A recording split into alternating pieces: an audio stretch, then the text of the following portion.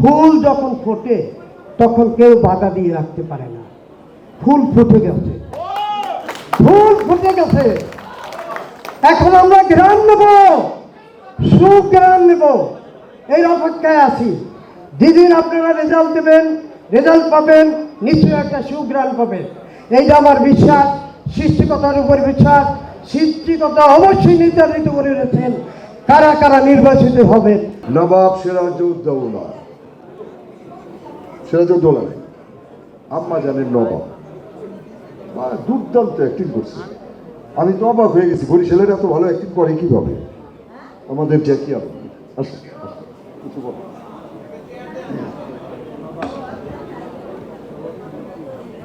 বিসমিল্লাহির রহমানির রহিম। সম্মানিত উপস্থিতি, আসসালামু আলাইকুম। সঞ্চালক স্যারের কাছ থেকে আমি একটু বেশি সময় নিচ্ছি, কারণ আমি এখন পরিণত বয়সে, আমার বয়স 72। আপনাদের সামনে আগামী ইলেকশনে আসতে পারবো কি না তা আমি জানি না, তাহলে একটু সময় বেশি নেব। আমার বিবেকের চাইতে এখন আমার আবেগটা বেশি। আবেগটা এই কারণে, আমি 38 বছর সরকারি চাকুরি করেছি।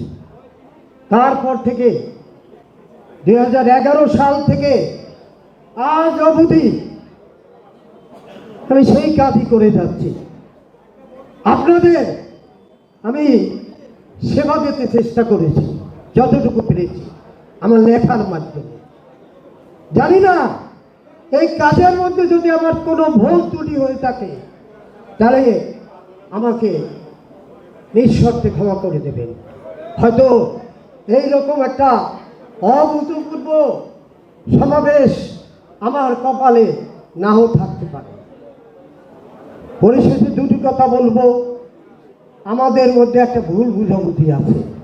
যারা আমাদের নিউকামা 40 জন, তাদের কিছু কিছু লোক বিভ্রান্ত করছে। তারা দেখাচ্ছে এমন একটা পাওয়ার। আমি ফেসবুকে দেখলাম একজনের স্ট্যাটাস থেকে যে বাইরের একটা লোক কমিটিতে ছিল না, সে তাকে দণ্ডবোধ হচ্ছে তার মেম্বারশিপ পাওয়ার জন্য। যদি মেম্বারশিপ পাওয়ার জন্য কেউ দণ্ডবোধ পাওয়ার যোগ্য হয়, কমিটি পাওয়ার যোগ্য। আর একটা জিনিস কেউ কেউ বিভ্রান্ত করছে ভোটারদের, ওই ভোটার নাম্বারটা নেওয়ার জন্য ওইটা নিয়ে যে আমরা ব্যবস্থা করছি, অমুক করছি। আসলে কেউ ব্যবস্থা করে, আমি করি নাই, সে করে নাই, কেউ করে নাই, করেছে নির্বাচন কমিশন। আর আমরা এই কমিটি আমরা মানি, আইন মানি, শৃঙ্খলা মানি। এই জন্য ওইটা নিয়ে আমরা তাড়াহুড়ো করি নাই। এদিক থেকে বিভ্রান্ত করেছে। এই বিভ্রান্তকারীদের থেকে আপনারা সবাই সাবধান থাকবেন। পরিশেষে একটা কথাই বলবো আমি, সময় একটা এমন জিনিস, সময় কারোর জন্য বসে থাকে না। আজকে একটা সময় এসেছে, শিবাসানের সময়, কাকনের সময়, জয়ের সময়, শিবব্রতর সময়, এদের একটা মিলে সময় আসছে। আমি যদি সামান্য এই ফুল থেকে আপনাদের উদাহরণ টানি, তাহলে বলবো একটা কথা, ফুল যখন ফোটে তখন কেউ বাধা দিয়ে রাখতে পারে না।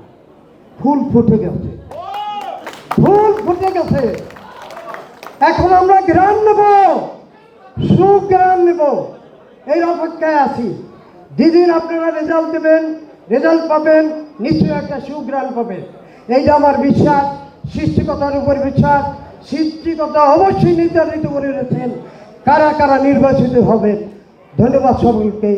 কষ্ট দেওয়ার জন্য আমি দুঃখিত।